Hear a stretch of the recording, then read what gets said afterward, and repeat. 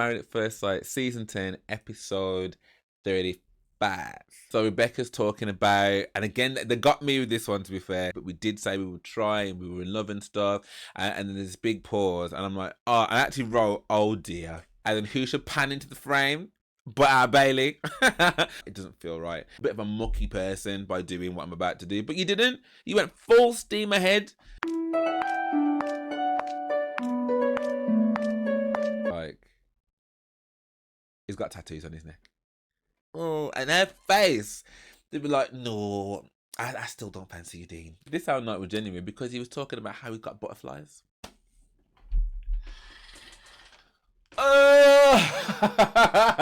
How can you get butterflies for someone that has repeatedly told you that they're not interested? You're so busy talking to other girls and stuff, but you're used to that, aren't you? Yeah, like you did in Scotland. Well, if you remember, you were also talking to other boys in Scotland as well. That's what you were doing. So she's not even content with just saying that. Then she's like,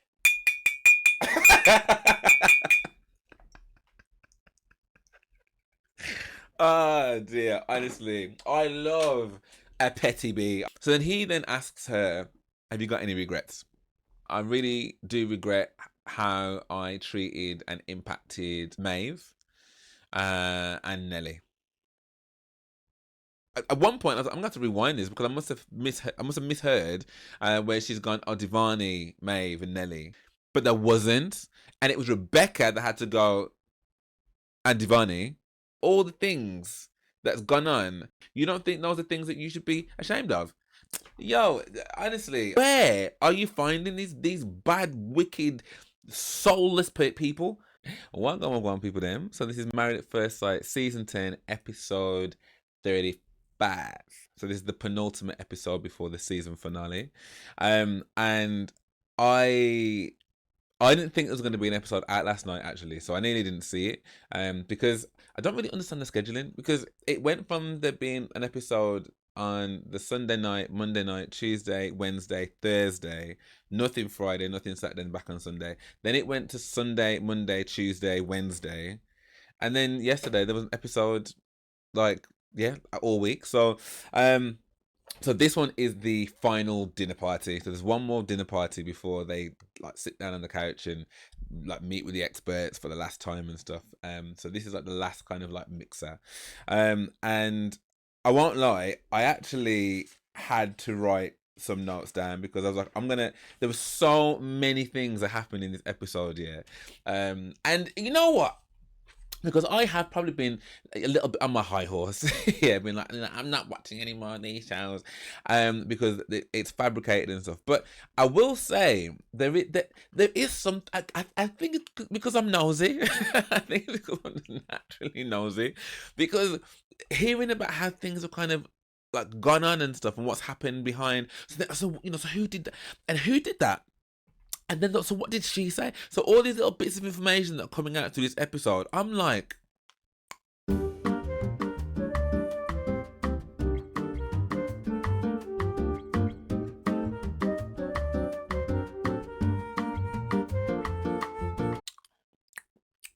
and then what? So I'm saying I'm never gonna watch it again. I'm never gonna react to it again. But I don't know, because it is entertaining, I suppose, but I'm so conflicted because at the same time I'm like, Luke, you could be learning something. Luke, you could be reading something. And instead you're embroidering yourself in all kind of mix and blend. So but anyway, it was juicy. It was really juicy. So I actually had to write down exactly, like, because I knew I was going to miss some stuff, and there were so many things that I had comments on. Okay, so the episode starts and it kind of like a rewind to like every wedding, every interaction from the very beginning, how it all started, trip down memory lane. And you kind of forget, like, I mean, I kind of forgot about Anita and Paul a little bit. But you know, their wedding, just how happy some people were in the beginning. Like again, Leo and April, how happy they were. You know, the reservations that Joe had with Maeve, and there were so many good parts of those weddings initially, and then some of the sour parts and stuff. So it was kind of cool to kind of go back down memory lane a little bit.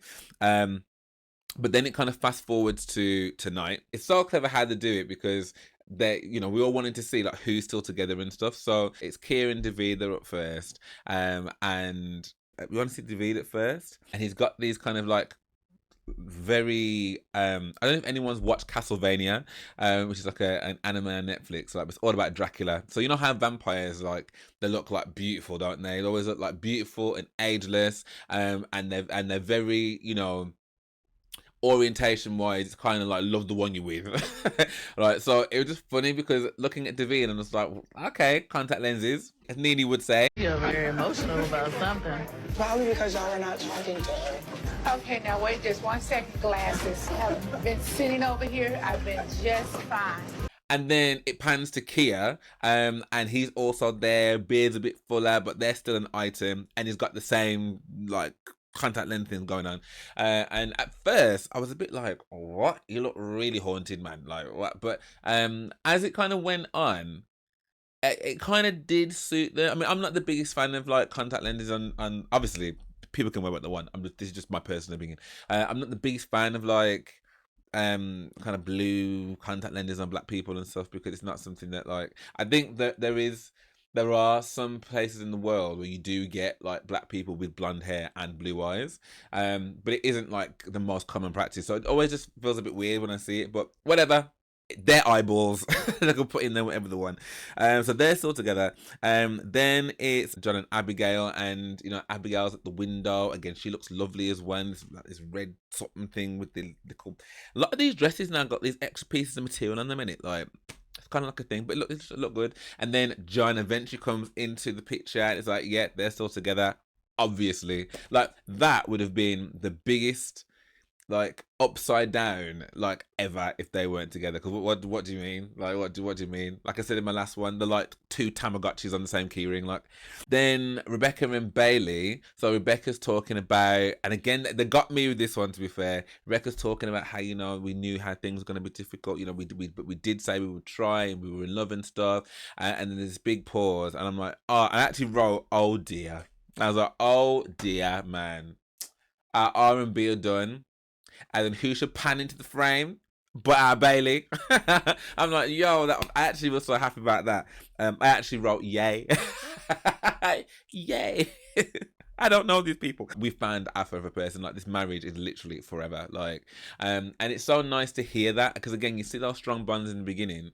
And I remember when he first said that I love you, and I thought he was being follow fashion because Joe said I love you. How far they've come down the journey, and to see that now they're at this stage where they are still so strong and still so in love. Awesome, love that. Then it goes to Leisha and Reese, and Leisha, and again, the editing is brutal, man, because again, I'm like, oh, okay, cool, like, you know, she looks really happy, she looks behind her and she's smiling, and but when the pan to him though, I was like, I kind of feel like he's in another room. I don't know. I just got that kind of vibe. And then it was like, yeah, they've not worked out. Reese has in fact ended it, and that she's absolutely gutted. She still loves him. It's just really, really sad. He kind of explains a little bit in that VT, I think. You know, he had to go up to see her in Edinburgh. He broke up with her then. She's saying that, you know, he was talking to a ghetto, and that she basically lost it and was like, what are you doing, and stuff, and she was out of order, and she was like, but it's still really, really horrible. But then when it pans to Reese, and he's talking about the fact that yeah, it was again arguing and stuff, but it wasn't just that. It was the fact that when he went to go and see her, she was talking to a guy, because that's fine, because, you know, I don't mind you talking to anyone. And then she flew into a bit of a rage because she was like, you know, are you flirting with this person? And he was like, hang on a second, like, I'm doing exactly what you're doing. Now, I don't know whether he went on to explain the added bit at that point to the camera. I can't remember, but basically, like, they broke up. And you know what? I've ordered them. I'm not surprised, because I even said in my last reaction, yeah, that, like, if it was me, I don't think I would have said yes to her. Not because she doesn't seem like she's lovely, but like we're still having the same instances. It's a bit like when someone can, like, love at you as opposed to loving you. So it's not like you're not loving me in the way that I want to be loved. You're loving at me. Do you know what I mean? Like, because you're so preoccupied with your love for me, which can kind of border on the line of like obsession. Do you know what I mean? Obsessive and stuff. You're not really paying attention. So this infatuation that you have, it's so all encompassing, it's so all consuming that it's smothering. And actually, I don't that's not really attractive, because if in that instance that's what happened, where she's having a conversation with a guy and he's having a conversation with a girl, why is it that my conversation's flirty but yours isn't? Well, and I can imagine, because of all the things she's already said, that a lot of this is born from the insecurities of, I want you. I want to be your biggest priority, and because like you've not been able to move at a pace that is just ease up, no man. Do you know what I mean? Like just if you just ease up and allowed them to come to you, yeah, like you probably wouldn't even be in that situation. The fact that he actually committed, I think, is just so shocking. And to know then that you've got your prize and you ended up pushing him away because of what? Like, yeah, so I did shake my head at that. I was like, Leisha, man, what a something. Then it goes to Nelly and Steven, and Nelly's basically saying that like she's seen the screenshots from Julia-Ruth. So I guess the same ones that Julia-Ruth was showing us into the camera, she has since then sent them to Nelly. Nelly has done her Annalise Keating and has sent that round the rest of the crew. Everyone's seen all the screenshots, everyone's seen all the evidence, and she's basically saying that like, I'm not expecting him to come today because he's a coward. Yeah. But the thing is, everyone already knows everything anyway. And like in the screenshots, it's like, I was so tempted to come and knock on your door. You could have stolen me anyway. Yeah, drinks are definitely needed. So she's like, yeah, he's not gonna come because he's a coward. But I was like, what a little Juno. Imagine saying all those things, yeah, like to someone that you know already is like your partner's arch nemesis, and then denying it so vehemently. Remember, because when we're at the final boys and girls night, and they asked him directly, like, no, I've not messaged her, there's nothing flirty, I'm not showing you anything, I haven't got to show you anything, I'm not showing you any receipts, and it was group drinks, it was never just me and her drinks. And it's like, now it's in evidence. It's like, you are just bottom of the barrel level person. Do you know what I mean? It's like, what, like who does this kind of stuff? Anyway, then it cuts to Maeve, and then we find out that Maeve actually rang Joe. So after that girls' night, when she's obviously confronted Julia-Ruth and been like, oh, so I've heard you've been on your Jet2 holiday, bab, and and then slept with my ex-husband, yeah, lovely.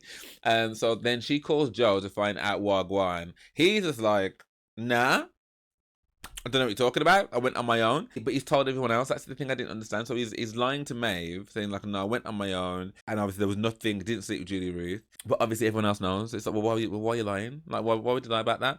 And then Julia-Ruth's little VT is basically her saying that, look, the last time that we all met up and stuff, I was the one that got everything. And the fact that these two men, right, both Joe and Steven, are basically hiding behind me and allowing me to take the brunt of it. She's like, I'm not having it. She's like, I'm done. And like, I've made my apologies. I've reached out to both Nelly and to Maeve. But I'm not going to be the only one to blame. They should have owned their actions and take accountability. And I was like, do you know what? I did say that in my last one, that to be fair to her, at least she had the good grace, if we want to call it that, to actually take on board some of those things. And I say take on board, to at least sit there and have the group have their pound of flesh. You know what I mean? So in that regard, she's got bigger balls than both Joe and Stephen. But Stephen was there. At this point, we don't know whether Joe's actually going to make it or not. Rebecca and Bailey are the first ones in, and looking all great and happy and toasting and stuff. And they're like, yeah, toasting to just us being amazing, basically, and just being so in love. And the experts just obviously just made up as well. That was nice to see. Then they talk about the Nelly and Steven situation, and they're basically saying that, like, yeah, that Steven's denied basically everything. Like, so everything that was put to him at the boys' night, he denied. But obviously everyone has seen the receipts and stuff. Then Sarah comes in, and Sarah looks good, Like, I mean, I've not really been the biggest fan of Sarah this whole time, and her actions. But I've not even been like, when someone goes on like the too nice, and it's like, but you got a lot of attitude there, and you're putting your wrong a lot higher than other people, and I don't really understand why. But you know, that's just my personal take. I mean, I'm sure to other people that she is the Beyonce of their world. But I was like, yeah, I've never really felt that. But I thought she looked really, really good at the reunion. I thought she looked great, and I think the experts said as well that she came in with all this confidence and stuff. It's like fully returned. So then she starts talking about how she's been hanging out with Dean, and how that's been great and stuff, and how he's come to Aberdeen, he went golfing with her dad and stuff, and Bailey's like, you know, I'm hearing all this kind of you and Dean hanging out. Like, does this mean? And she's like, no. Like, it was literally just friends. And then one of the nights that he was there, he got a bit drunk, and was like, oh, you know, I've still got feelings for you. And she was like, whoa. Like, this has all just been a friends thing, so now I know there's feelings there. I'm gonna just take a step back, and it's exactly what we thought it was, because when he came to the boys' night thing, and he was talking about it and stuff, and it's like, oh, it's like we're still married, and you know, we'll see what's good. And it's just like, I get it as well. I don't want to seem like I'm coming across as a really callous person. You know, I've been in situations where there's unrequited love. Do you know what I mean? Like, and it is horrible. But you know, the older you get though, the more you kind of you just have to bury that, man. Do you know what I mean? Dig out the hole, yeah, right, and just bury it, because what's the point? Obviously, have your days that are down. I'm not saying don't have your down days. I'm not saying don't recognize how you're feeling, but you can't just keep being delusional. Do you know what I mean? Because if nothing else, it's just really sad. Do you know what I mean? Like, as in, genuinely, I feel sad for you. Like, that is so. It's such a shame to be living in this hope, and then, you know, to not get it back. It's just so sad. But also as well, you've got other people laughing after you. Like, no man, find a shame. No, stop it. Then Kieran David come in, and like I said, man, they come in literally like they've just come back from S10 to Castlevania, but they do look good though. They do look good, and they look happy and healthy together, and they're clearly very much in love. And then they start talking about how much time they've kind of spent with each other, and like Kieran David, like, oh, we've only had like 2 days a week where we don't see each other. And Rebecca and Bailey are like, yeah, pretty much the same. Like, we're pretty much together 50 to 60% of the time. So you know, they're respectively very, very happy. And it's nice to see, and I think, like, the experts are really happy to see them together as well, because again, like, Keir and David have been that couple throughout the whole experiment, as kind of Rebecca and Bailey have as well, to be fair, even though it started off a bit rocky for Rebecca. In fact, it wasn't really rocky with Keir and David though, was it? Like, he thought that Keir was loud, but it was still, you know, they had a great connection from the off. It was Rebecca that was like, oh, I don't think that you were an alpha. You know, you want to change your dress sense for someone else, do you? That's a bit baitery. But yeah, that's really cool. And then they also talk about Bluebell as well, and the fact that Rebecca's, like, you know, obviously met her and spent time with her, and how she's amazing, and da-da-da. So it's all talking about how great things are moving. Then Maeve comes in. Maeve then explains how she spoke to Joe, and she rang him after the girls' day and stuff. And he again reiterates that he went alone, and he also denies having any kind of intimacy with julia-ruth. So, I mean, which he would do if he's going to say that he went alone, of course. But the thing I don't understand is, right, these people, right, these people are big people. Yeah, and we find out even more because apparently they even got matching tattoos. I don't, you know, it just doesn't make sense. Like, I mean, I never saw them really talk to each other anyway, like, from the editing that we've seen. But to know then that you picked up yourself, you've gone on holiday, like, with one of your brethren's man, ex-man, current man, weird, whatever, and you've seen how terribly he's treated her, but you're like, no, I'm gonna get on the plane, and we're gonna get matching tattoos. I mean, obviously, he's got about, 1 billion tattoos, like, just on his face alone. Do you know what I mean? So, I guess that's not necessarily a big thing for him. But, I mean, what is this relationship? You're going to get matching tattoos? I don't understand that. So, if you're going to do all that, the point I'm making is, why would you not just admit then that you actually went on holiday with her, or that she at least joined you, and that you slept with her? I don't understand what is the need for the denial. Like, what's that about? So, yeah, the experts are absolutely gobsmacked. They're just like, I beg Your pardon. So not only has he gone on holiday with Julia-Ruth, but they've got matching tattoos. So there's obviously something premeditated about that. That's not just some random dalliance. But then it couldn't be, because the amount of steps you've got to take to book a flight, to get to the airport, then sit on the plane, to then get the transfer from the plane to the place, and then you're eating out, you're drinking out. There's so many decisions that you're making before you can, like, for me, before you can really say, oh yeah, I'm really sorry, which is what Julia-Ruth has done to Maeve. Like, I'm really sorry about it, but are ya? Because there's lots of junctures on this journey, yeah, where you could have stopped and gone, actually no, I'm not going to do that. It doesn't feel right. I feel like a bit of a mucky person by doing what I'm about to do, but you didn't. You went full steam ahead with your slackness.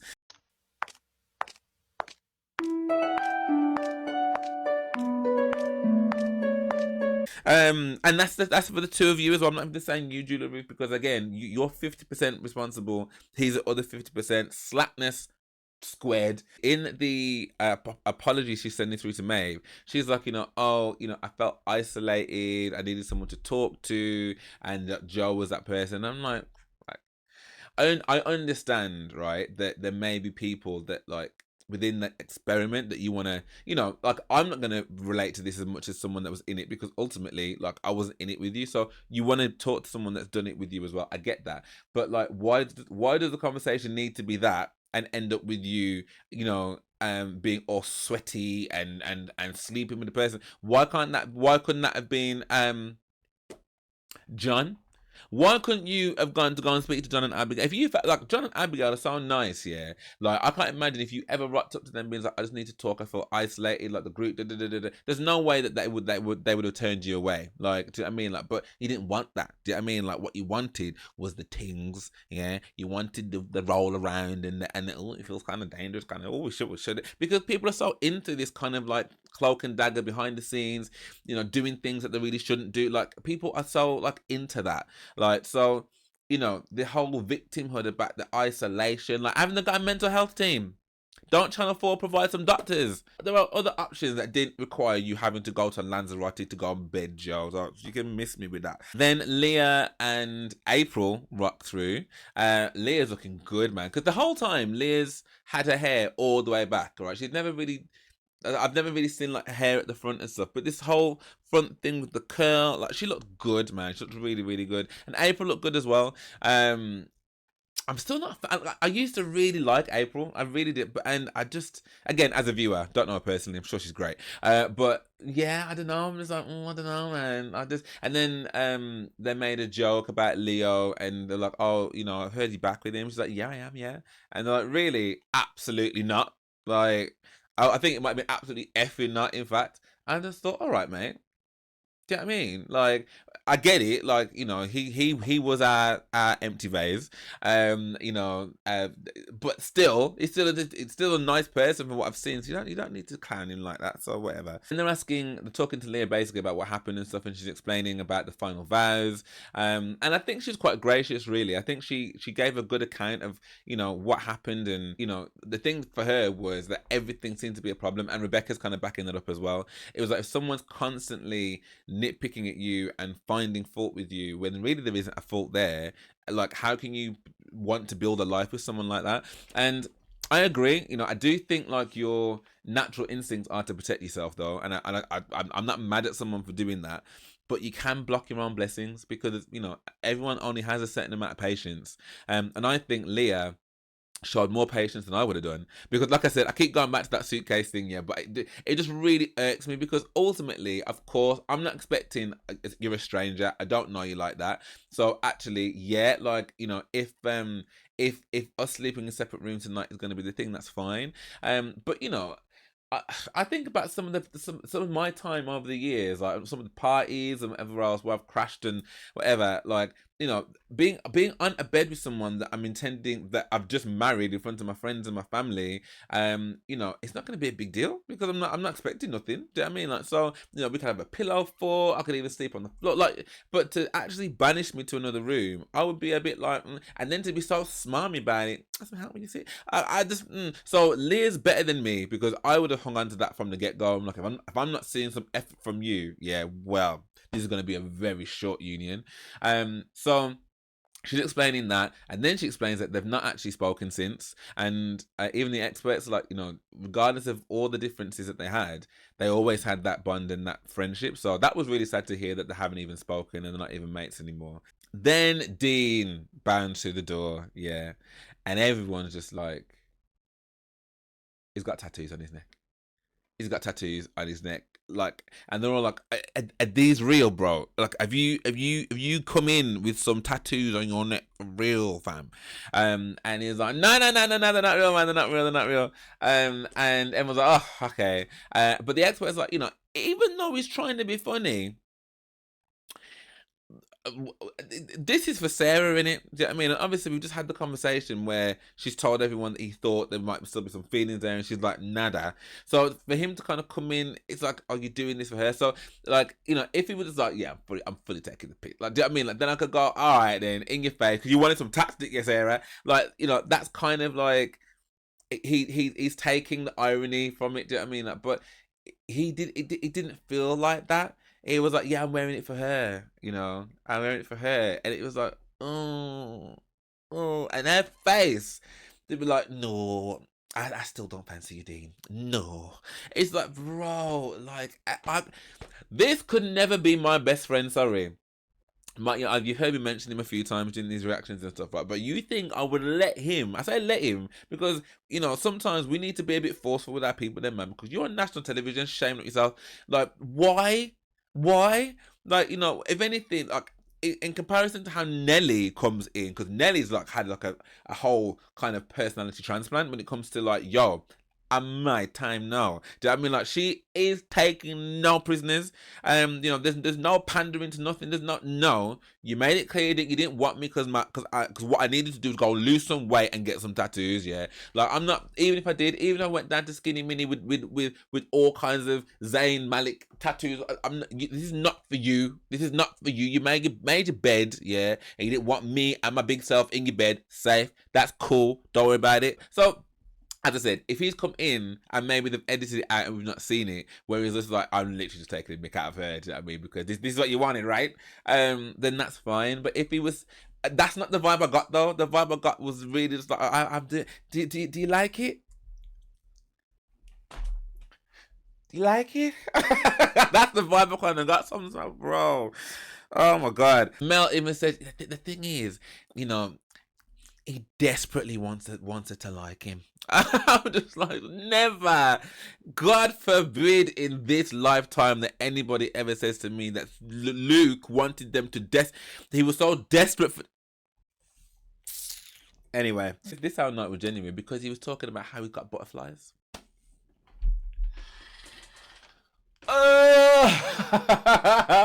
Come on, bro.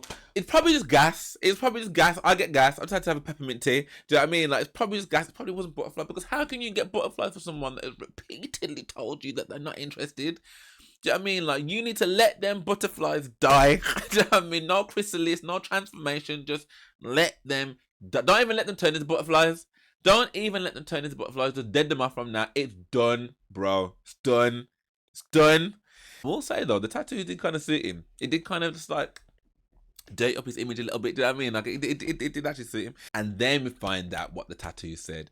So I'm a bit confused because obviously, if they all don't know, how is it that Dean knows? But then maybe he's closer to Joe. I don't know. But yeah, they start talking about the tattoos and stuff, and Dean's like, "Oh, do you not know what they were?" And like, no. Like, do you want to know what it is? And of course, they're like, yeah.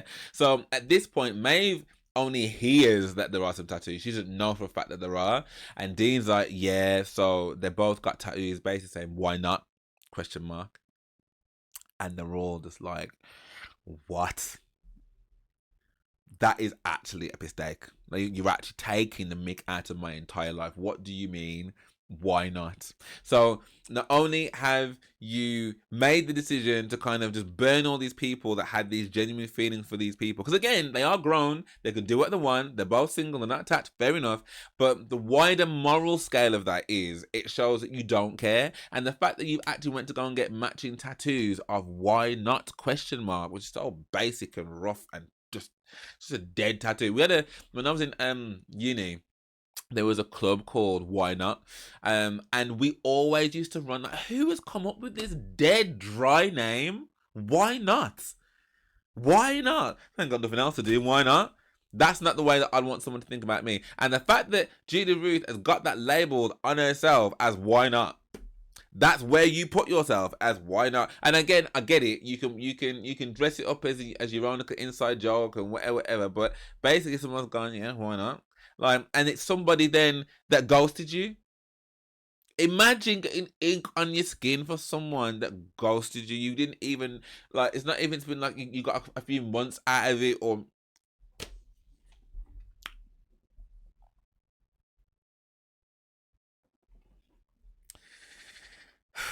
anyway. Sorry.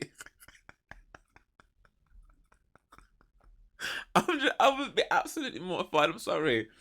Absolutely mortified. Absolutely mortified. Okay. Dean confirms that Joe isn't coming. His thought process is like, if there's people I want to talk to, I'll talk to them. Like, I don't need to be there. And yo, come through with the bars, Paul. Yeah. Come through with the bars. Until he confronts confrontation, he will remain a little boy. Sorry, he'll remain an immature little boy instead of the man that he presents himself to be. One more time. Until he confronts confrontation, he'll remain the immature little boy instead of the man that he represents himself to be. Paul did not come to play. Did not come to play. You and your wickedness here. You and your cowardice here. You don't even have the good grace, the kahunas, the balls, the courage, the anything. And like you've stood 10 toes down. So, I mean, like, it was you that applied for the show, It was you that applied for the show. They didn't beg you to come on the show. You applied for the show. You come on the show. Like, they've got certain procedures to follow. Like, and part of those procedures is to, I imagine, we debrief. We've got the couches. We've got, like, these are all the bits. You just come and done what you wanted to do. Don't want to face no music. You don't want to be basically, like, raked over the coals. And I think this is the reason why I was like, Joe isn't like that. Again, I don't know him. I couldn't have been more wrong. I'm just like, nah, if he doesn't like confrontation, which he's already made clear in the experiment, whether that's between him and Maeve, whether it's like in a bigger group and getting anxiety and stuff, if you don't want those kind of things, why would you act in a way because I mean, to me, that's kind of like a meek and mild person, do you know what I mean? And meek and mild people, like on the whole, I don't see them as philandering people that are gonna go and like, try and wreck lives wherever they go by, telling people they love them and don't mean it, sleeping with random people that they don't care about, ghosting them, but not before getting a tattoo of some irrelevant nonsense on them first. Like, these things don't go together. So I just found that really, really odd. But yeah, Paul did not come to play, and he made sure he did not stutter once upon that. Then Lee and Anita walk through, and Lee'd come in with some like 24-inch Sandra Bullock bust down, like, I mean, it's her hair obviously, but brunette. Lee is now a brunette, a deep dark chocolate brunette. And I mean, to me, it's a bit like the Dean thing, to be honest. Like, but at least Dean can wash off the tattoos. I'm like, what kind of image are you trying to send here? Because, I mean, unless of course maybe she'd been dying to go brunette for a long time, but it does seem very, very, very weird timing for it to be just a coincidence. Look how many colors there are in the world. Look how many colors there are. You got your blacks, your burnt oranges, your pinks now, your blues, your purples, your deep reds, your strawberry blondes. You got lots of different colors, yeah. Like, I think it was just because it was such a stark difference between the blonde that she had to the brunette. And obviously, we know that Leah likes brunettes. So it's just like, what kind of message are you sending here? Do you know what I mean? I don't know. I don't know whether it's a case of being like, well, let me dip myself in your hair color and you can still see what you didn't get. I don't know. It just seems really odd to me. Really, really, really odd. And it obviously didn't go unnoticed either, because Leah's like, she's dyeing her hair brunette. Like, but not in a kind of like, but kind of in a, huh? And then Anita's come in, but it's nice to see Anita. I mean, they both look nice. Leah and Lee sit down, and Lee's like, "Shall we address the elephant in the room?" And she's just like, "What, your hair?" And she's like, "No, final vows." So, it was a nice, mature conversation actually that didn't get out of hand. It didn't. At one point, I did think Lee's still on smoke, but Leah seemed to kind of calm her, and keep it calm from the edit anyway, and just be like, the only bit of advice I'd give you, because Lee was like, I was shocked by some of the things that you'd said, and because you'd never said any of those things before, and Leah was like, I think I knew that the final vows was the final opportunity for me to kind of get everything off my chest. So I think there were some things that were on my mind from a long time that I just need to let you know how that made me feel. And she's like, the only bit of advice I'd give you, like, for your next person, is just to give them more of a chance, because not every person is going to be like the person that did those things to you. And the experts are like, it's such a mature conversation. It must be really hard for Leah to have this conversation, maybe even hard for Lee to hear, but it's nice that Leah was able to articulate it as well as she did. And yeah, I mean, hopefully they can, now they've actually met up and spoken, maybe they can be friends, you know what I mean? But I thought that was really cool. And then there's this whole thing about Anita. Now, look, I've seen a lot of comments about Anita already on TikTok, yeah, and my best mate too. And she is very upset about Paul. She's like, I don't know how I'm gonna be with him. I don't even know if I can be in the same room with him. I don't know if I can have a conversation with him, like, because he very much wasted my time.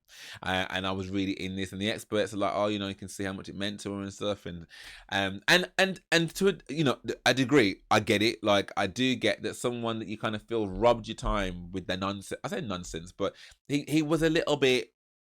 I'm not saying he hadn't gone through his stuff and whatever, because he clearly had, but you know, he did waste the time. He did, so I understand that kind of frustration. But I do think it was a bit extra, though, man.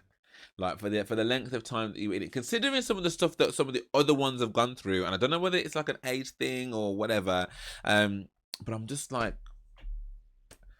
did he ping you down in the road and run you over with you and your kid? Like what did he? I mean, it wasn't great, and he wasn't emotionally available, and he didn't ask you no questions. I understand that, but the reaction that we get from it later, like, it's so like,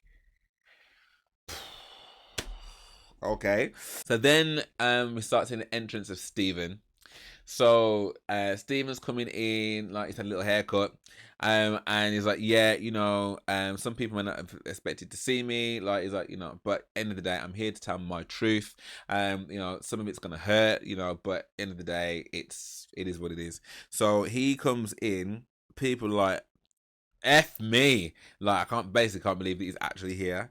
And it is a very frosty, like, the whole kind of atmosphere kind of immediately changes, and what's interesting is, like, he does this kind of, like, the ones I noticed in particular was David and Kia, and their hello was, because obviously, you do your thing, your firms, and yeah, but it was just so awkward, man. Like, honestly, it's like, they don't like you. You can't sit with us. I can't remember who it was that he was talking to, but when he sits down, he starts having a conversation. I think it was Leah that's having the conversation with him, I think. In fact, it might have just been all of them, because I think they're like, let's just address the elephant in the room. And it might have been Rebecca, actually, I can't remember. But anyway, he basically says that, like, he never had any intention. Because I think they said, oh, so did you go for those drinks with Julia-Ruth then? And he's like, look, I never had any intention of going for drinks with Julia-Ruth, and everyone's like, yeah, but mate, we've seen it, so what are you talking about? And it's like, no, like, yeah, like, the messages didn't necessarily start out flirty, and like, yes, they did, we've seen them. And it's like, but the intention was never, he's like, she's not a bit of me. It's like, the main reason, and I know it sounds crappy and whatever, but the main reason I did that is because I wanted to pee off Nelly. And they're like, well, why would you need to do that? That's just really cruel. Like, of all the people that you need to hurt, why would you need to hurt her? You're already done, so what was the point? And then And then they start talking about, so okay, like you're owning this, which is great, you know, so credibility, like, you know, it's been shooketh really, because you basically said that like at the boys' night that you didn't do any of that, you denied all of it. So okay, if we're gonna be honest now and get it all open with the app now, like it's like no, like that still, we still didn't, that was still not me. And they're like, but bro, like, so you're telling us, yeah, bearing in mind that they've got to verify who you are with your face. How did they do that? It's like, well, obviously, I don't know how they did that. It's like, I mean, but that definitely wasn't me still. And they're like, come on, man. Bailey's saying the same. It's like, just admit it, dude. Like, it's just easy if you, like, it's cool, like, whatever.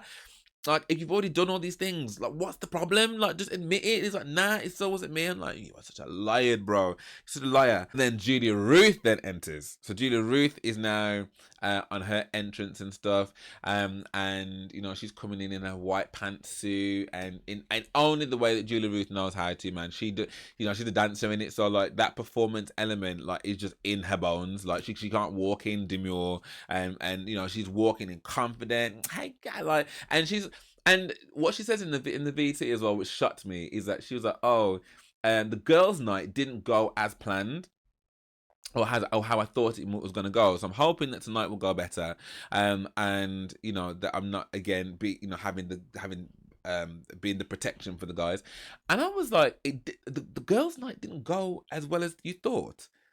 And this is what I'm saying about the level of delusion of these people, because like, how are you going to come in with this piece of information that you're sat on ready? Yeah, not only have you already been on holiday with someone's partner, something that they haven't even done, slept with them, so you've shared something with them that was only sacred to them, which, you know, if it was someone else that you didn't know, then he's probably out there already sleeping with people, whatever. But I do know you, and I've seen you, I've spoken to you, you've witnessed what he did to me, and you've still gone out there and you still slept with him. So not only have you done that, you've also come in here with your brazen mouth being like, yeah, and me and Steven are going for drinks. Do you know what I mean? So what do you mean they didn't go the way that you thought it was going to go? Like, what other way did you think it was going to go? These people are crazy, man, honestly. So they're all, I think, kind of debating on whether they're going to get up or not. Mae was like, I am not getting up for her. And Kia's like, you haven't got to. Like, don't worry, it's fine. And she makes it quite clear that she's not. So as Julia-Ruth is passing everyone now and everyone's kind of giving her a hug and stuff, Mae didn't even look in her direction. She just, and Julia-Ruth keeps it moving. And I think Maeve kind of wanted no one to hug her. She's just like, you know, why, like, just don't hug her, man. Just don't do it. And then, yeah, Julia keeps it moving. It's cold. It's tense. These are Julia-Ruth's words. You know what I mean? It's just not a very nice atmosphere at all. And do you know what I kind of... If Julia-Ruth hadn't done what she'd done, I don't think that's the response that she'd be getting. Do you know what I mean? Like, because at the end of the day, people can do the most and be the biggest, baddest, loudmouth, and I don't business about feelings and whatever. My loins were burning, needed to get them seen to. You know what I mean, I was yearning for her, but you can do all of that. But what a lot of people, I think, can't do, which is probably the reason why Joel couldn't handle it, is sit in a room with those same people that whether they're going to explicitly, but more often implicitly, they're going to be judging you, and it's going to be very evident by people that want to engage with you, people that want to talk to you, or people that don't. And it was very clear that as Paul said, that like, well, but both Stephen and her were both physically and literally, metaphorically, every kind of possibility of ostracized and isolated is exactly what went on, because the two of them were at the bottom of the thing and no one's wanted to talk to them. Like, you are a liar. Like, you've just said that you actively wanted to hurt another person that we're all really close to. For what reason? For deigning to be in an experiment where she had the misfortune of being coupled with you, married to you, attempted to try with you. That was the reason you wanted to hurt her. You know, terrible human. And then the person you wanted to hurt her with was also equally like a Cruella de Vil that spent how much time hurting Devani, has gone on to then hurt your partner, and then has now gone on to hurt another wife by sleeping on like the two on her, man. I said, man, just get in the bin, get in the absolute toxic waste bin. But when Julia-Ruth is talking about the Joe situation, because she gets up to go and talk to Stephen, and basically she's going to bring him back to come and sit down with I think it was Leah, I can't remember who it was now, but whoever she was talking to, she went to go and get Stephen to bring him back. back. But as she's got up now, May's got up and she's going to sit in that seat to talk to, say it was Leah. So when Julia-Ruth's coming back now, she has to like kind of stop because she's like, well, you're in my seat. And May was like, you can go and sit somewhere else.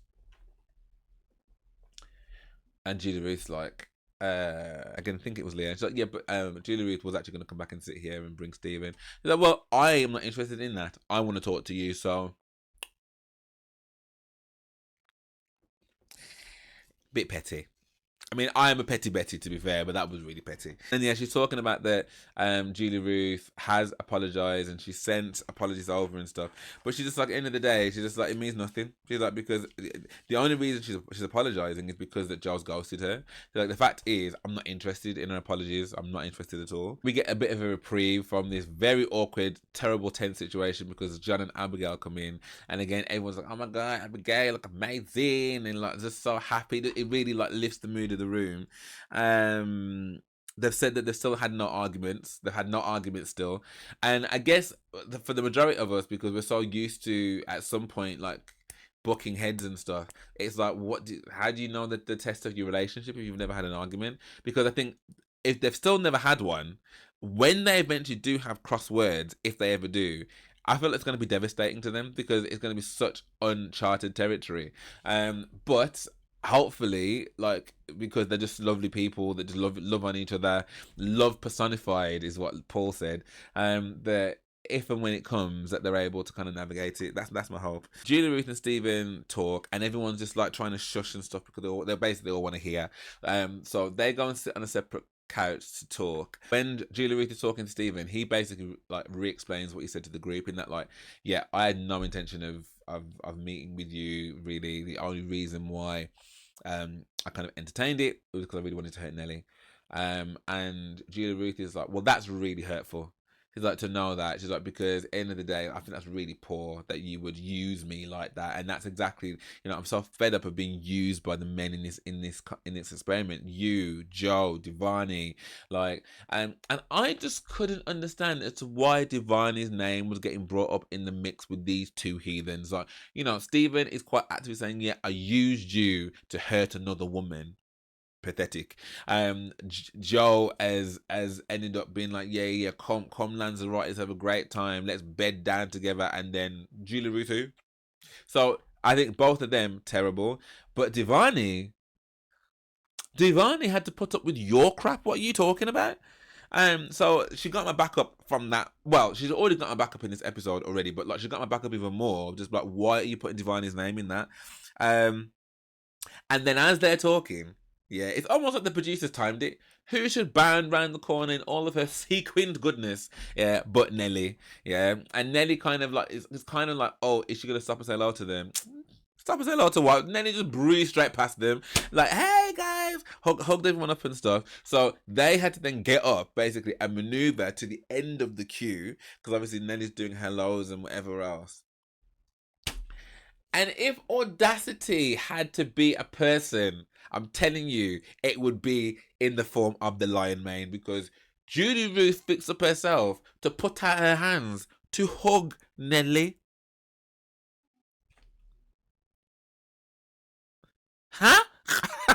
Sorry. So you've seen already that Maeve cannot stand you. Like, cannot stand you. She robbed your seat. Like, she's made it quite clear she's not here for you. You know what the energy is like there. You really thought the energy for Nelly was going to be any better when you've actively gone out to message him. Like, you've sent these messages, you've screenshotted basically what her worst fears were and what her insecurities were, and the fact you've treated her terribly and called her needy and all that. You think that she wants to hug you.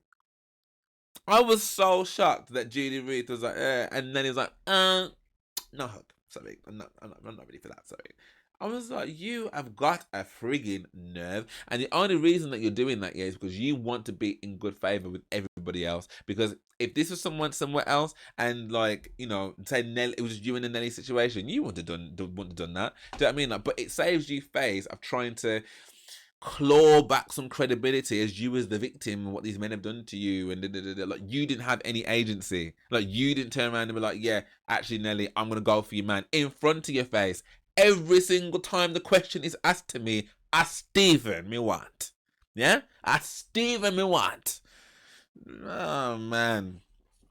But to Nelly's credit, she was graceful and she said hello to both of them. It was like, I hope you're okay and whatever. Julia-Ruth, Stephen, isolated. It almost feels a bit like Julia-Ruth doesn't really want to be sat with Stephen, but it's like, well, that's only because now you realise that, like, you literally are not a bit of him. Then Nelly's talking to the rest of the group and stuff to catch them up on the tattoos, so the fact they've got tattoos with Joe, that Joe's not coming.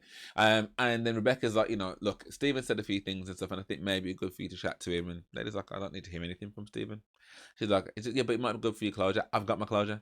She's like, I don't need to hear any more like deflections, untruths. Like, I know what I need to know already because I've seen it and I've sent it all to everybody so everybody can see it as well. She's like, I peeled off your mask. I don't know exactly who you are. Even the experts are like, yo, this is not the same Nelly, man. Nelly telling it like it is. Her voice has been found and she's got no time for Stephen. Leisha then walks in.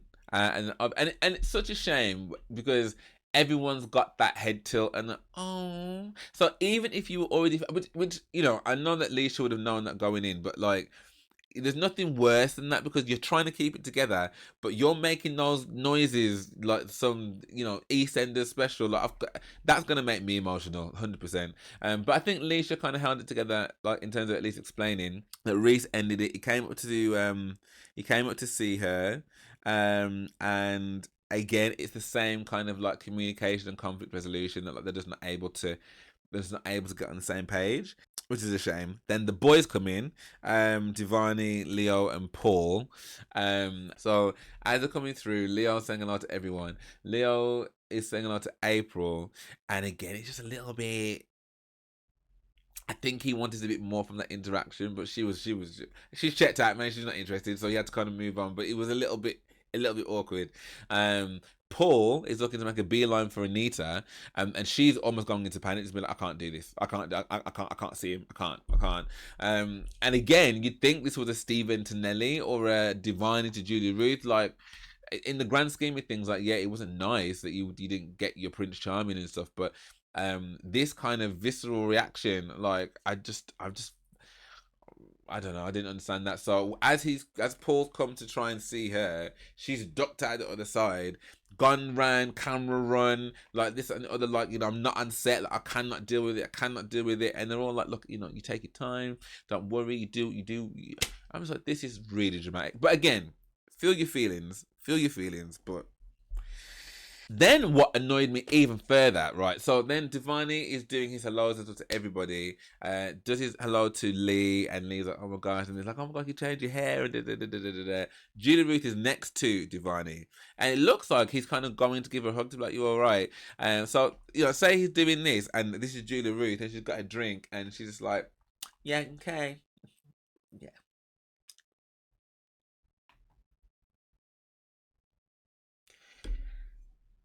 That might be one of the most infuriating things I've seen from Julia-Ruth in terms of like just her interactions. Like what she's done is heinous, yeah. But to know that when it comes to Devani, you couldn't even give that man. You've slept with this man multiple times. You have been up close, baby, when we're crying. I get so excited. Like, you've been up there rubbing up a number. A good dub. So you can't even spare a little hug, a little nicety for someone that's come up to you. Like, he could have aired you. Yeah, you and the line man, you could have waited. I really have a problem with it. Yeah, I just really hate it. But like, whatever, that's her choice. But he could have aired you, right? And literally been like, yeah, like, I ain't got no time for you. But he didn't do that. He came to you and you've gone on like, smell something stink. I don't like none of that. So yeah, that annoyed me. Because like, who are you, right, to try and act like that he's done you wrong? And you know what I think it is? Right, I think, yeah, dupping off with frightened, right? Because you've got all these people, yeah, that have got no respect for you anymore. Like, you have, like Nene said, close your legs, marry man. You've lost the respect of a lot of people around that table. Yeah, the guy that you thought was into you was actually only using you as a chess piece. That must make you feel really small. Like, and the only other person that you've been able to really exert your kind of dominance over and make them feel small is Devani, because Nelly didn't allow you to make her feel small. Like, she made it quite clear that even when you did, you kind of weird, like, you know, oh, I'm gonna do my death stare at you. Even when you're doing that, like Nelly wasn't phased. Do you know what I mean? Like no one is phased by you. The only person that you managed to manipulate has been Divani. So I feel like, you know, whether it's because he's short, whether it's because he's just too nice, whatever it is, yeah, you feel that you can you can run rings around him, yeah. Nah, didn't like that at all, man. So again, your apologies mean nothing because where is the changed behavior? Where is it? It's interesting as well because while Anita is spiraling about this whole situation, Paul's just oblivious. He's like, I can't wait to see Anita. It'd be nice to catch up and whatever. See. She's not interested. Bails, absolutely gone. Then Reese comes in, and again, polite. Looking smart. I didn't rate the suit that he wore to the last dinner. Bearing in mind that not everyone's wearing a bow tie. I'm like, that to me seems far more Final Vow than the suit that I said he was looking to wear, you know, on a Wednesday morning meeting about, you know, retention rates and percentages. I mean, that's the kind of vibe I got from that suit. This suit, wicked, love the bow tie. It looked great. You know, it gives a kiss and a hug to Leisha, and I think, to quote my friend, I think she handled it pretty well. Do you know what I mean? Because that must have been quite difficult, knowing how she feels and stuff. But even the experts are like, oh, I think she kind of wanted some more. But, you know, they're exes at the end of the day. So she's so broken, yeah. But then when I think it's Dean that's talking to Reese, I can't remember exactly who he was talking to, but they're asking about, oh, you know, so you're not together anymore, and It's like, no, we're over, and I think it's been the right decision. So he's like, yes, apparently you were talking to some girl then. He's like, yeah. So I imagine that Leisha hasn't explained though that actually that she was also talking to a boy, and that the boy, I think this is when we got the wider context that again that they were both talking to people, so I was doing exactly what she was doing, but like she's come over and been like, oh, you're having, you know, you're flirting, having a flirty conversation. She's like, and it's like, nah. And then apparently that got into like a big to-do, which again, those are the kind of situations that I'd be absolutely not doing it, mate. Sorry, you're not about to shame me up in front of these people. What for? Nah, I'm not doing it. And he's like, and also 2 weeks before that, she told me that some footballer had inboxed her and basically slid into her DMs and stuff. And she told him about it, and he's like, oh, thanks for letting me know, like whatever. And then she goes, you know, it's all right though, because if things don't work out with you, then I just get with him, then, innit? And it was like, that's just the weirdest comment to make, and a bit muggy as well. And I think this is the thing that I just don't really get, right? Or maybe I do. I don't know. I don't think I've ever been so besotted with someone that like I just continue to do all the wrong things that's gonna make them like go away, because you're the cat that's got the cream against all the odds, against all of the pressure you put on him. Like, you know, he still managed to stay in the experiment week in, week out.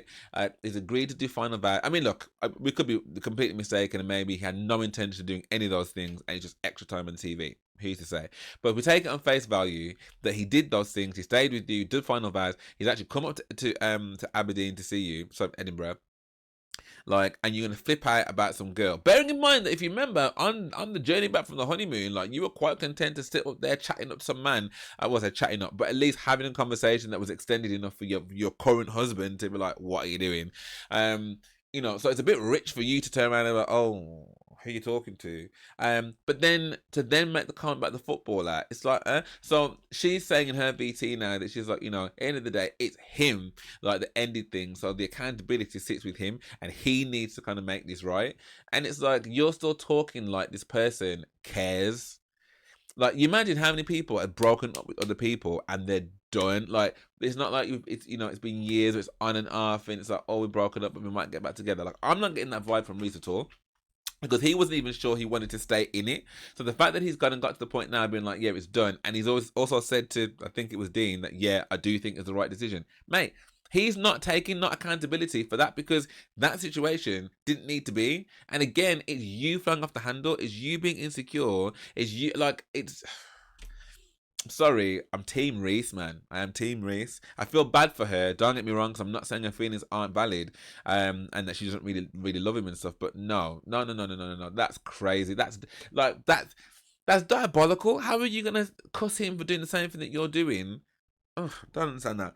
So then it goes to the actual dinner and they're all sat down, and it is tense, man, because the seating arrangements are absolutely like Anita's next to Paul. I don't think there's anyone next to her. You've got Maeve that's opposite Julia-Ruth. You know, Devani and Julia-Ruth are sat together. You know, it's just Stephen and Nelly are sat together. In fact, Stephen is sat in between Julia-Ruth and Nelly. There's no escape. I've actually put here Maeve, lol. How you doing, Stephen? In between your two girls. Her mission tonight, yeah, is to be as petty because she's hurt. Do you know what I mean? She's really hurt, and it's quite clear. And I may never get the opportunity again to like really stick it to you. So I'm gonna make it clear that everything I don't like and everyone I don't like, yeah, you and your two gal them, yeah, feeling good. And he's just shaking his head. Oh, it's awful, absolutely awful. Then, so that shows she's not even content with just saying that. Then she's like.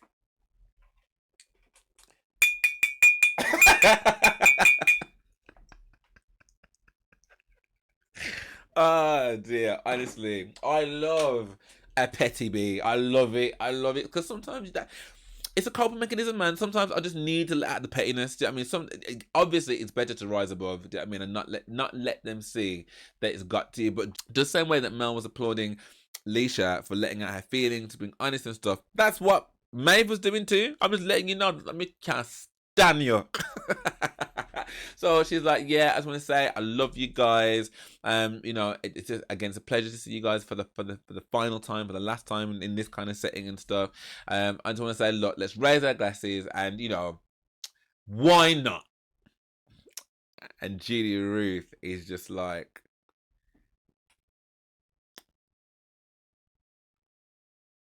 and it cuts to her being just like, yeah, I didn't know that Maeve knew about the tattoos.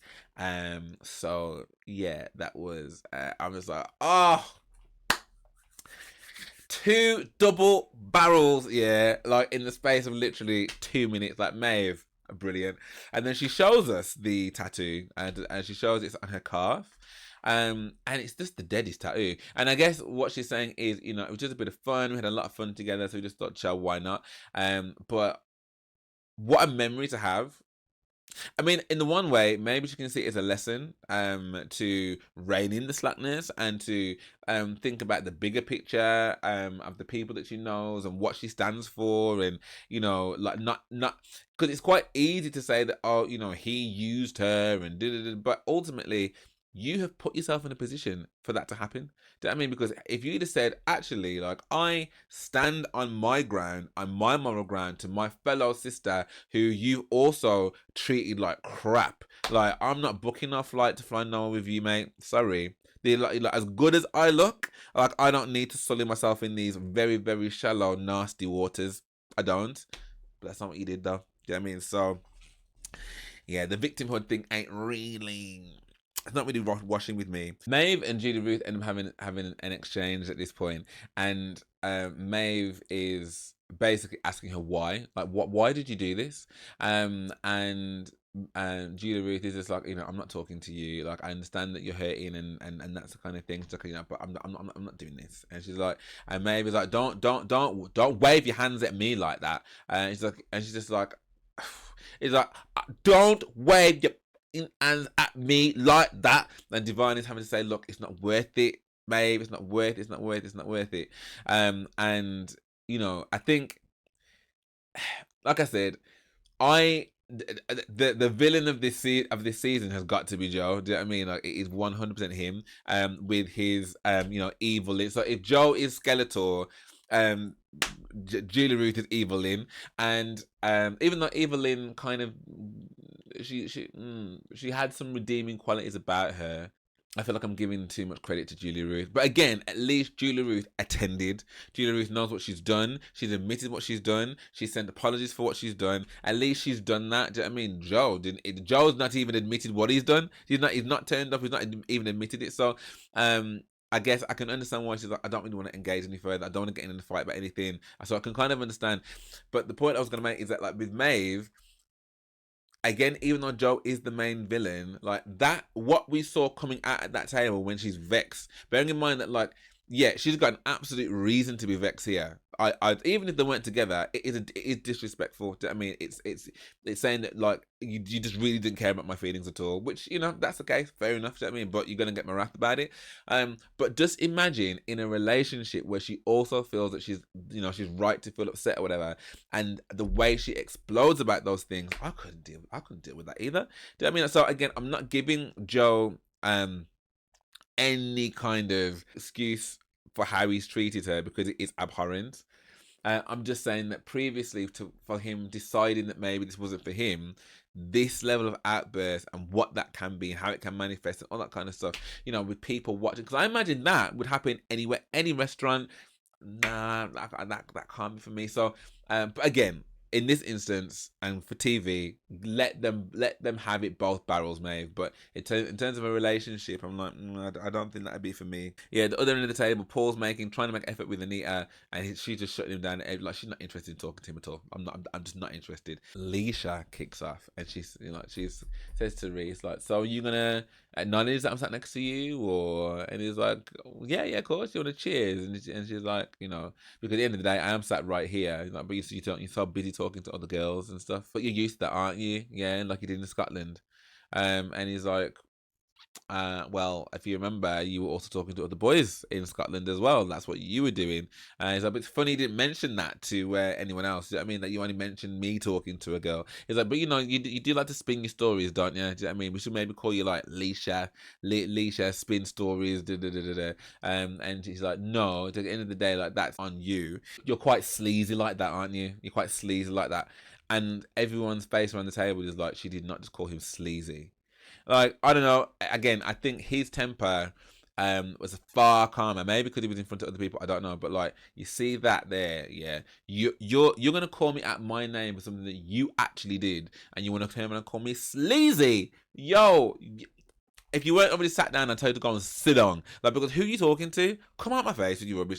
I'm not even entertaining this. And this is the exact reason why. And she kind of then just starts spiraling. And it's like, and I can see that her emotions are just raw and they're spilling out because she really loved him. And she's like, I just don't understand how you like was so easy to have left. You're planning going to a log cabin with my family and stuff. And he's like, yeah, that's when things were good. He's like, we're planning to do those things when things were great. They weren't great. So of course I'm not going to do them. And like, and he's like, but you never, I felt totally blindsided. And he's like, so you're telling me that I've never said to you that I don't like drama? Like, it's the first time you've heard that. And it's almost like it felt quite infantile to me. It was like kind of arguing with a child that just wants something that they can't have. And even though you've explained to them as to why they can't have it, and actually they do know why they can't have it, they're just choosing not to focus on that. Well, I say as a kid, maybe not choosing, but as an adult, she's choosing not to hear what he's telling her. Like, a lot of this is down to everyone's got a percentage of blame in any situation. But I'll be damned if I'm telling you that I don't like something and you keep doing it, then I'm gonna be out, mate.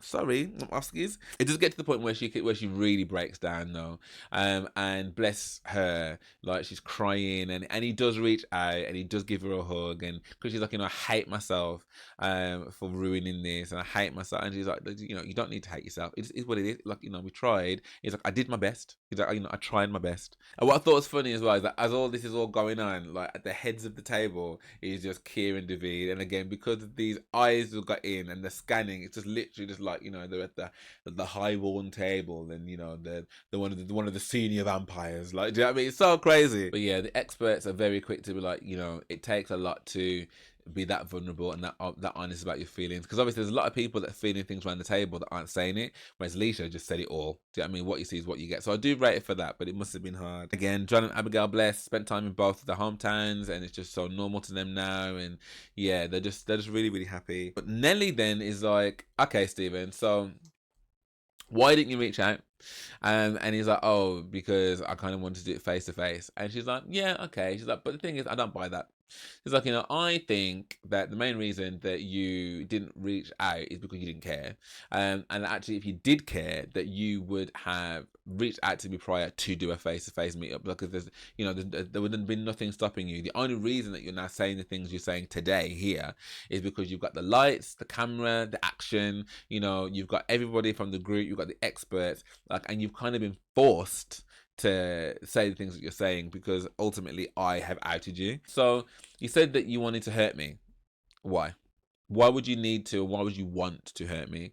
And even if the things he said doesn't even make sense. He's like, it was just angry decisions, and sometimes when you are that angry, because he's kind of looking at Rebecca almost for support in what he's saying. He's like, because when you are that angry, like you do make bad decisions, but that doesn't make no sense because you're actively wanting to hurt, because he's like, when he went up to her kind of home, say in Manchester, and he felt like he was attacked by her housemate and stuff, he just felt angry and wanted to hurt her.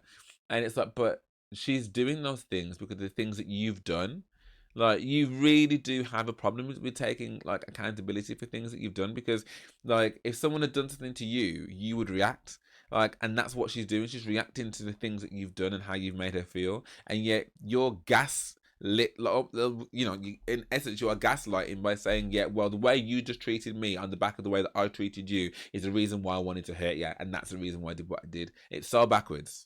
So as he's saying that he actually never intended to meet up with Julia-Ruth, like she's obviously in earshot and she's just like, this is really, really hurtful, and it's like, well, we've already had this conversation. I just told you this. It's like, it's this weird moment where this kind of tag team moment happens between her and Julia-Ruth, because like Nelly's like, you used her. You used her to get to me, to hurt me. He's like, you never use a woman like that. That's disgusting. And like she's kind of saying the same thing. So they're kind of like Bluetooth high-fiving about this newfound kinship that they've got. But you know what they say? Enemy of my enemy is my big brethren. So, okay. So then when he's trying to explain a bit more and stuff, Nelly's like, no, let me finish, yeah? Like, she goes, I'm never going to be made out to be crazy by someone like you ever. I see you. You're nothing but cruel, and it's disgusting. And then he's like, okay, well, I guess we'll leave it at that. Yeah, the experts are just like, this is a different Nelly. Like, she knows exactly who she is, and she's not allowing any of the deflections, any of the things he would usually do to kind of marginalize how she's feeling, or not quite saying, like, she's making it really, really, really known. Then the honesty box comes out. So it's the final chance to seek and speak their truth. So first up is Kieran David. And David asks Kia, do you still feel as safe with me as you did? And Kia's like, if anything, I feel even more safe with you. Like, it's just grown from strength to strength. Like, you actually care. Like, when people ask about those things and how I'm doing and stuff, you actually care, and your sensory is so good that, like, if I'm off even a little bit, like, you're right there to kind of ascertain as to why. And like, yeah, they're good. They're really, really, really good. Rebecca and Bailey.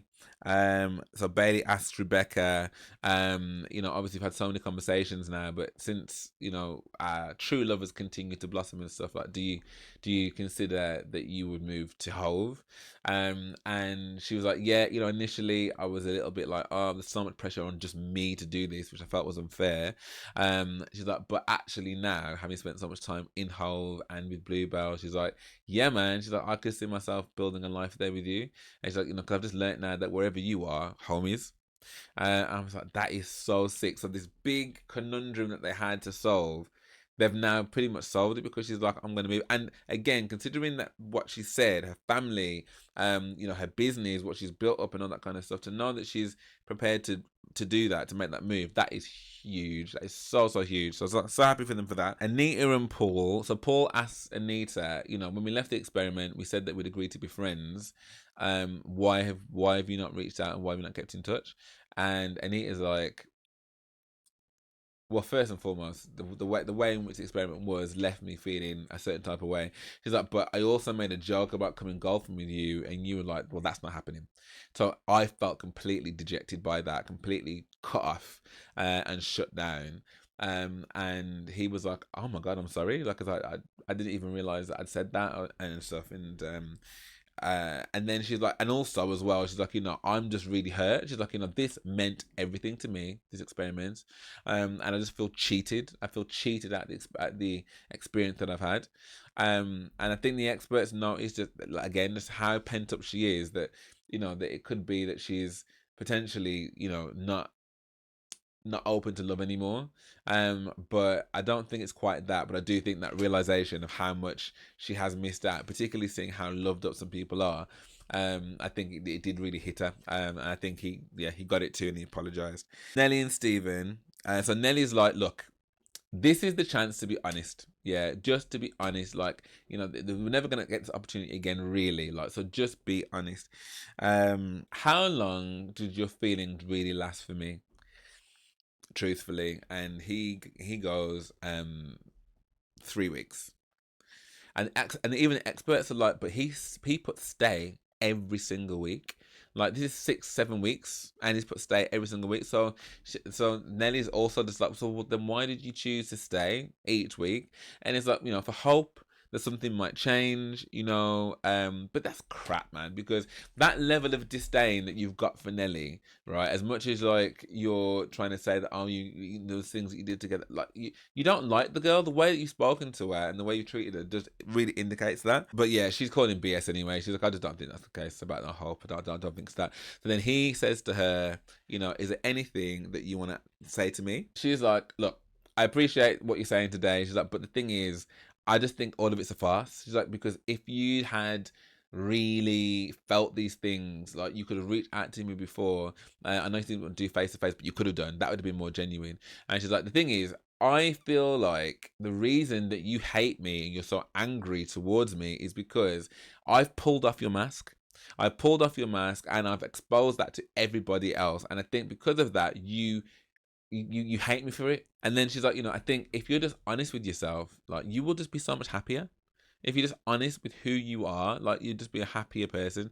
And again, the experts just commend her for just how much grace and the articulation and the maturity in what she's saying, to hold him accountable, to be respectful in her delivery. Do you know what I mean? Like, she's not having to Maeve down the place like Maeve has been doing. And he was like, yeah, you're right. He actually agreed, and he actually looked like he was getting a bit emotional as well.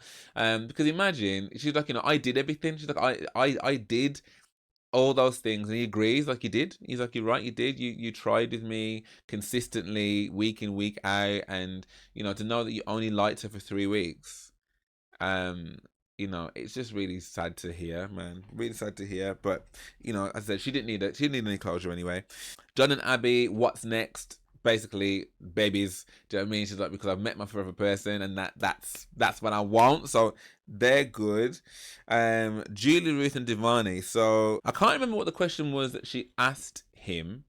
But he answers by saying that, yeah, my feelings were 100% genuine. I think she might have mentioned something about, something about the retreat or something like that, because he ends up saying that, like, the reason that I decided to go on the retreat is because there were feelings there, and even despite the fact that everybody hated you in the group and everybody didn't see a future in the group, I wanted to give you the opportunity in which to kind of see, like, whether there could be something there based on all the feelings I had for you, because they were so genuine. She doesn't really give him any grace in that. Like, the answer's kind of like, yeah, okay, whatever.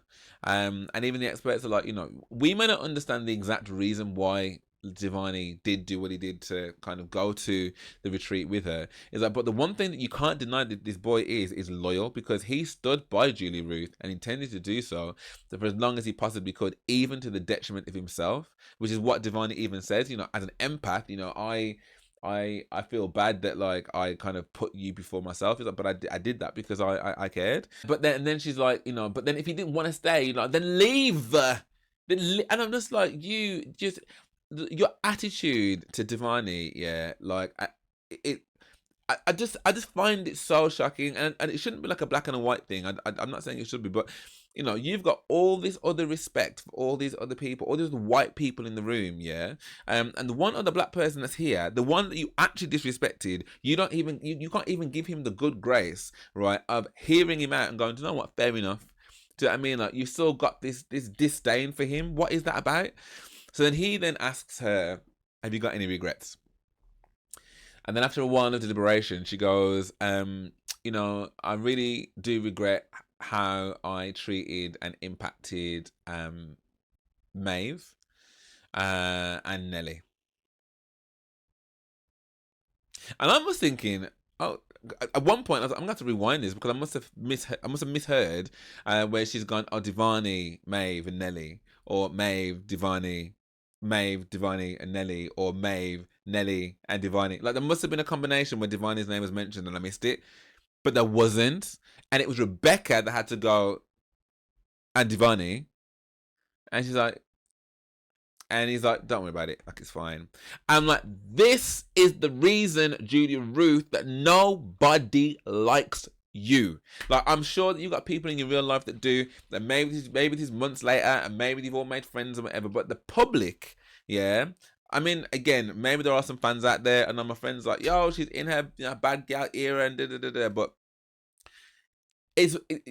you've done so many things, yeah, like you've done so many things that are atrocious, and you can sit down there and you can apologize, but the biggest apology comes with changed behavior, and you're still being disrespectful to Divine. Now you don't think that that of all the things that's gone on, that Divani should be one of the things that you regret, that you allowed that man to shame of himself and capitulate himself to you. You don't think those are things that you should be ashamed of? Yo, honestly, I'm just like, where are you finding these bad, wicked, soulless people? Under here, underlined, hate her, and I don't hate anyone, I really don't. But the spirit of her, like, I can't abide by it at all. It's just so disrespectful. It's so disingenuous. It's so quick to play the victim. And you know, it's all well and good that you feel put upon and you feel set upon because the other guy that you did all this philandering with is not there. But Stephen's there. Stephen's getting a lot of the heat as well. But you know, poor Divani doesn't get any of your empathy because you're only sparing that for other people. You wanted to go and hug Nelly, right, and give her time, like bearing in mind that it was Divani that had your back against all odds, and was still like, no, I'm gonna back you, I'm gonna support you, even though you made him look like an absolute fool, and you haven't even got the good grace to be like, actually, I regret the way I treated you. Disgusting. Maeve gets a free pass to ask a question, so obviously she goes to Julia-Ruth, and she's like, why Joe? And if he hadn't ghosted you, would you have wanted a relationship with him?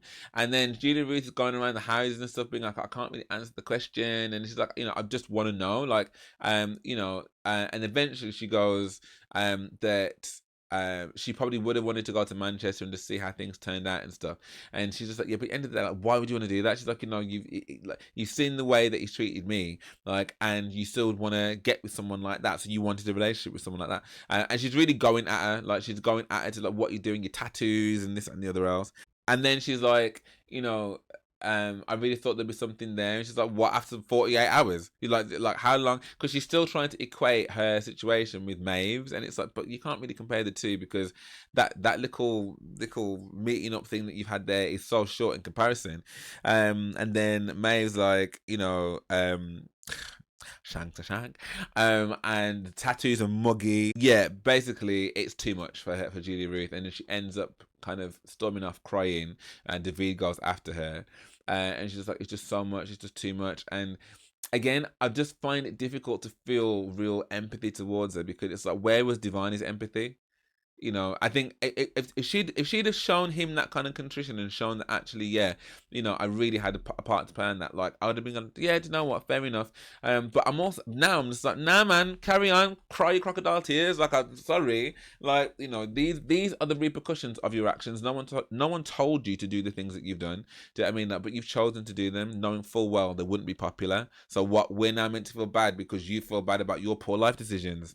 Whatever. So then it goes to the next time, which is obviously next week, which is the final sit down with the experts. And you know, we see good news with from Kieran David, we see good news with Rebecca and Bailey, good news with Abigail and John, obviously. But we see Paul call out Julia-Ruth for giving the worst apology ever, I'm guessing, to Divani. And then we see there's like a final almost showdown between Nelly and Steven about this frigging dating app.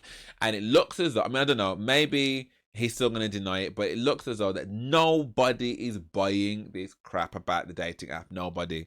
So I guess we'll see what comes of that. But yeah, as a final or penultimate episode, I mean, this reaction is so much longer. It's like an hour and a half. Like, there were so many things, so many elements of it that I just was like, what? Huh? There were so many parts to it. And it's just, I don't know, every time I watch a show like this, as much as, again, it is a reality show, like, it still just provides a bit of an insight into how people can be, and just the things to watch out for. Do you know what I mean? The love bombing of people that have no intention of sticking around, people that claim that, you know, you can trust them, but realistically, at the drop of a hat, they'll go and sleep with someone that you know, do you know what I mean? And then lie to you about it, like, and make you feel like you're going crazy.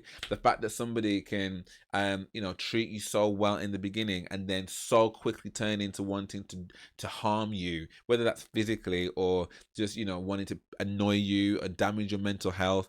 You know, there's just a lot of weird, damaged people out there that really I've got no business being in relationships. I've got no business trying to find one until they sort out their own crap, right, and do the work. Do you know what I mean? So yeah, it's always interesting and there are always funny bits, but like the reality for me when I watch things like that is like it does not inspire me whatsoever, like to be back in that kind of dating pool.